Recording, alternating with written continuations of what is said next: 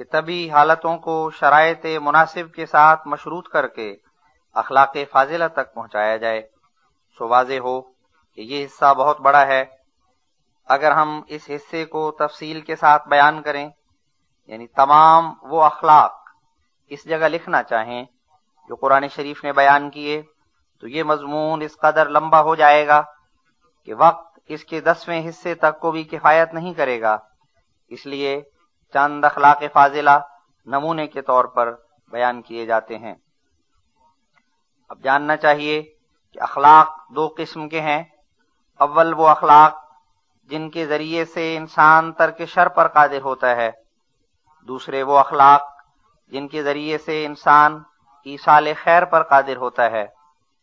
اور ترک شر کے مفہوم میں وہ اخلاق داخل ہیں جن کے ذریعے انسان کوشش کرتا ہے کہ تا اپنی زبان یا اپنے ہاتھ یا اپنی آنکھ یا اپنے کسی اور عضو سے دوسرے کے مال یا عزت یا جان کو نقصان نہ پہنچاوے، یا نقصان رسانی اور کسر شان کا ارادہ نہ کرے۔ اور ایصال خیر کے مفہوم میں تمام وہ اخلاق داخل ہیں جن کے ذریعے سے انسان کوشش کرتا ہے کہ اپنی زبان یا اپنے ہاتھ یا اپنے مال یا اپنے علم یا کسی اور ذریعے سے دوسرے کے مال یا عزت کو فائدہ پہنچا سکے، یا اس کے جلال یا عزت ظاہر کرنے کا ارادہ کر سکے، یا اگر کسی نے اس پر کوئی ظلم کیا تھا تو جس سزا کا وہ ظالم مستحق تھا اس سے درگزر کر سکے، اور اس طرح اس کو دکھ اور عذاب بدنی اور تاوان مالی سے محفوظ رہنے کا فائدہ پہنچا سکے، یا اس کو ایسی سزا دے سکے جو حقیقت میں اس کے لیے سراسر رحمت ہے۔ اب واضح ہو کہ وہ اخلاق جو ترک شر کے لیے ثانِ حقیقی نے مقرر فرمائے ہیں، وہ زبان عربی میں جو تمام انسانی خیالات اور اوضاع اور اخلاق کے اظہار کے لیے ایک ایک مفرد لفظ اپنے اندر رکھتی ہے، 4 ناموں سے موسوم ہیں۔ چنانچہ پہلا خلق احسان کے نام سے موسوم ہے، اور اس لفظ سے مراد خاص وہ پاک دامنی ہے جو مرد اور عورت کی قوت تناسل سے علاقہ رکھتی ہے، اور محسن یا موسنا اس مرد یا عورت کو کہا جائے گا کہ جو حرام کاری یا اس کے مقدمات سے مجتنب رہ کر اس ناپاک بدکاری سے اپنے تئیں روکے، جس کا نتیجہ دونوں کے لیے اس عالم میں ذلت اور لعنت اور دوسرے جہان میں عذاب آخرت اور متعلقین کے لیے علاوہ بے آبروئی نقصان شدید ہے۔ مثلا جو شخص کسی کی بیوی سے ناجائز حرکت کا مرتکب ہو، یا مثلا زنا تو نہیں مگر اس کے مقدمات مرد اور عورت دونوں سے ظہور میں آویں، تو کچھ شک نہیں کہ اس غیرت مند مظلوم کی ایسی بیوی کو جو زنا کرانے پر راضی ہو گئی تھی یا زنا بھی واقع ہو چکا تھا، طلاق دینی پڑے گی، اور بچوں پر بھی اگر اس عورت کے پیٹ سے ہوں گے بڑا تفرقہ پڑے گا، اور مالک خانہ یہ تمام نقصان اس بدذات کی وجہ سے اٹھائے گا۔ اس جگہ یاد رہے کہ یہ خلق جس کا نام احسان یا عفت ہے، یعنی پاک دامنی، یہ اسی حالت میں خلق کہلائے گا جبکہ ایسا شخص جو بدنظری یا بدکاری کی استعداد اپنے اندر رکھتا ہے،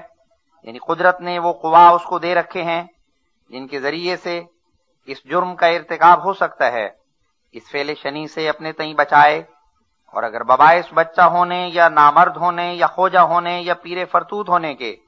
یہ قوت اس میں موجود نہ ہو، تو اس صورت میں ہم اس کو اس خلق سے جس کا نام احسان یا عفت ہے موصوف نہیں کر سکتے۔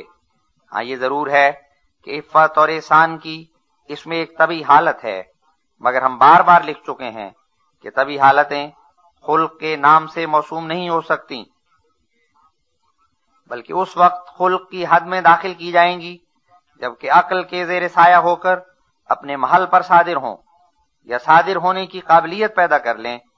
لہذا جیسا کہ میں لکھ چکا ہوں، بچے اور نامرد اور ایسے لوگ جو کسی تدبیر سے اپنے تئیں نامرد کر لیں اس خلق کا مصداق نہیں ٹھہر سکتے، گو بظاہر عفت اور احسان کے رنگ میں اپنی زندگی بسر کریں، بلکہ ان تمام صورتوں میں ان کی عفت اور احسان کا نام تبھی حالت ہوگا، نہ اور کچھ۔ اور چونکہ یہ ناپاک حرکت اور اس کے مقدمات جیسے مرد سے صادر ہو سکتے ہیں ویسے ہی عورت سے بھی صادر ہو سکتے ہیں، لہذا خدا کی پاک کتاب میں دونوں مرد اور عورت کے لیے یہ تعلیم فرمائی گئی ہے۔ قُل لِّلْمُؤْمِنِينَ يَغُضُّوا مِنْ أَبْصَارِهِمْ وَيَحْفَظُوا فُرُوجَهُمْ ذَلِكَ أَزْكَىٰ لَهُمْ۔ النور 31۔ وَقُل لِّلْمُؤْمِنَاتِ يَغْضُضْنَ مِنْ أَبْصَارِهِنَّ وَيَحْفَظْنَ فُرُوجَهُنَّ وَلَا يُبْدِينَ زِينَتَهُنَّ إِلَّا مَا ظَهَرَ مِنْهَا وَلْيَضْرِبْنَ بِخُمُرِهِنَّ عَلَى جُيُوبِهِنَّ۔ النور 32۔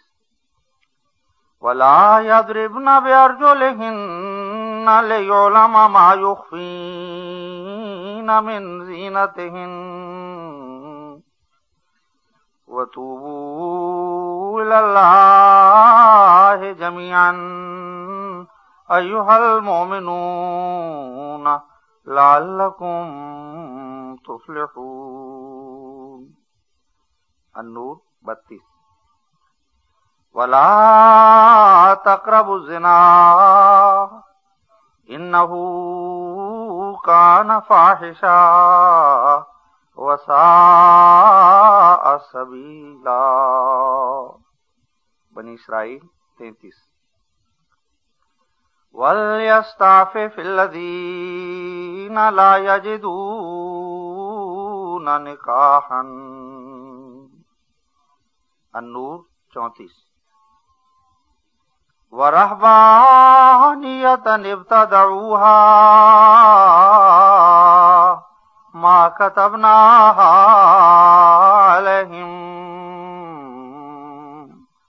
إِلَّا ابْتِغَاءَ رِضْوَانِ اللَّهِ فَمَا رَعَوْهَا حَقَّ رِعَایَتِهَا۔ الحدید 28۔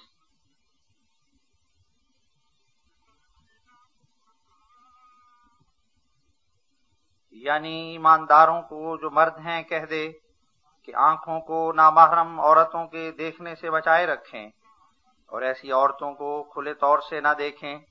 جو شہوت کا محل ہو سکتی ہوں، اور ایسے موقع پر خوابیدہ نگاہ کی عادت پکڑیں اور اپنے ستر کی جگہ کو جس طرح ممکن ہو بچائیں، ایسے ہی کانوں کو نامحرموں سے بچائیں، یعنی بیگانہ عورتوں کے گانے بجانے اور خوش الہانی کی آوازیں نہ سنیں، ان کے حسن کے قصے نہ سنیں۔ یہ طریق پاک نظر اور پاک دل رہنے کے لیے عمدہ طریق ہے۔ ایسا ہی ایماندار عورتوں کو کہہ دے کہ وہ بھی اپنی آنکھوں کو نامحرم مردوں کے دیکھنے سے بچائیں اور اپنے کانوں کو بھی نامحرموں سے بچائیں، یعنی ان کی پرشہوت آوازیں نہ سنیں، اور اپنے ستر کی جگہ کو پردے میں رکھیں